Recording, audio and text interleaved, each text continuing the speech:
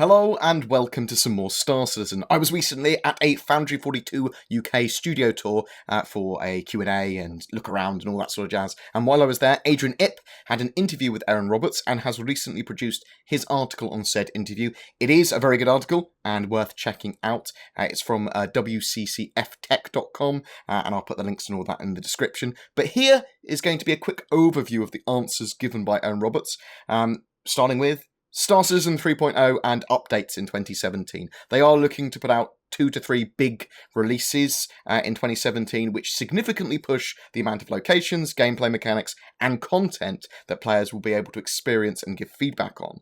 In more regards to forecasts, scheduling, and release dates as well, they work in 2 weekish sprints in regards to targets and workloads, while also having a reasonable forecast for about 1 to 3 months at any given time. They plan around main goals and prioritization. Of course, some stuff causes blockers, and then they have to reprioritize at various points in time. Last year, they started opening up with their production schedule to the community. They don't like giving hard dates. People want to give their best, but a roadblock can appear and some contingent work isn't finished in time or priorities might change. It's like last year when they delayed Star Marine and everyone reported that they had killed it. That just required reprioritization for other things, and eventually they did get it back out, but they were looking at other areas of the game after a reprioritization.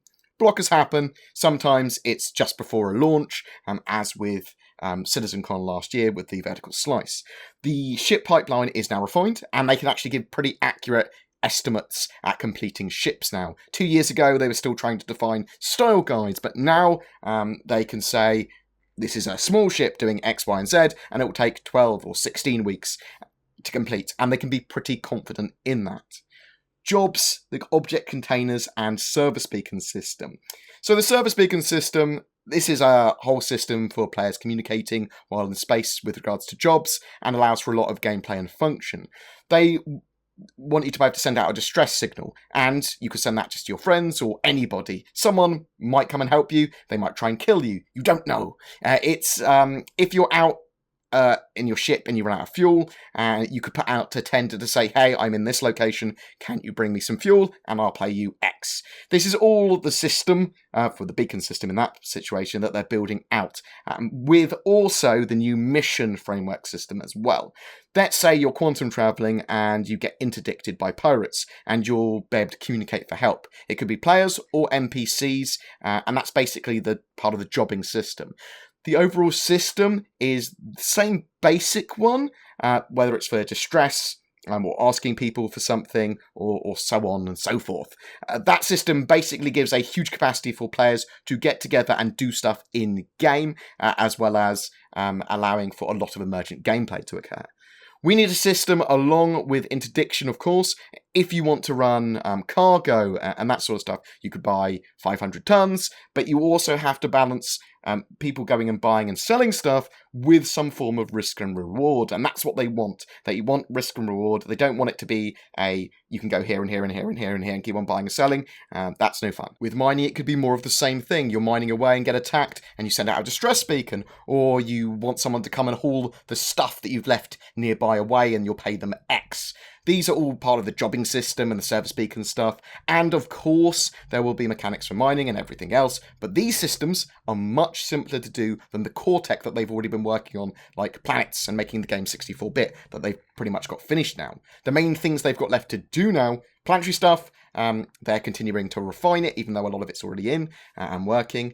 AI, in terms of both subsumption, walkabout AI and combat AI, although it works, they're not happy with it yet and they want more. Also, object containers. So there was some talk about object containers. Object containers say something is here, and then you can get closer to them and say, it says, like, now you're getting close to this, I need to load all this stuff in, I need to stream this in. And there could be layers and levels of detail and certain angles it doesn't need to load some of the stuff in. They are working on the intelligence for when things stream in, and that will be for the next big release. So, with the next big release, there's a lot of underlying gain in what we can do and what they can do with transferring people to servers. Eventually, they want hundreds, if not thousands of people in a single instance Obviously, that comes with servers latticing and lots of other stuff that they need to do. But that's not going to come online until later. Planets. Planets require content for players to consume. There needs to be a variety of missions and experiences. They don't want you to have to come to a planet and use your ship to shoot everything. Blah, blah, blah. It's all dead. Everything's dead because I shot it all. They want some form of balance. They want you to have to physically land your ship and go from ground into air and take out the air defenses or something else that could force you down. They want there to be lots of gameplay and to be an experience and not super easy.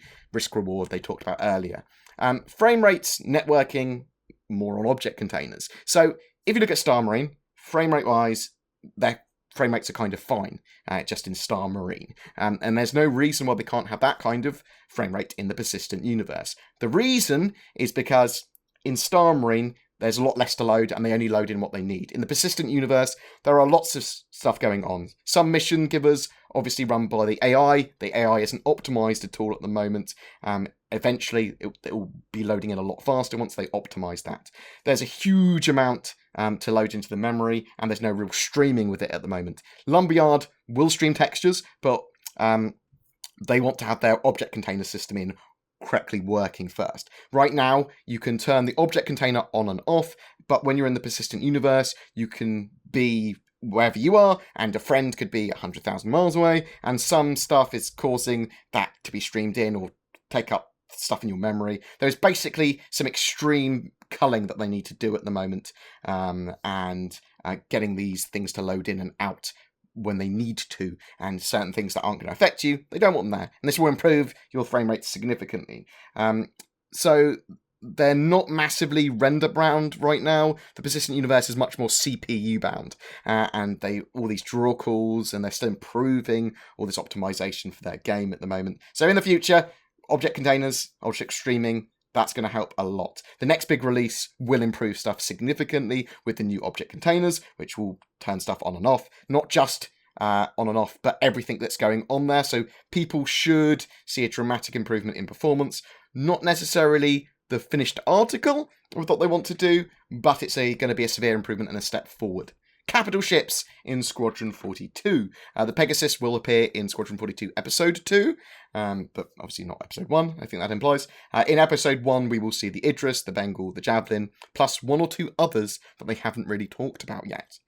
Cost of running larger ships. So in the persistent universe, there's going to be lots of balance and iterations on the economy side, but if you want a bigger ship, you're going to require really a team of people.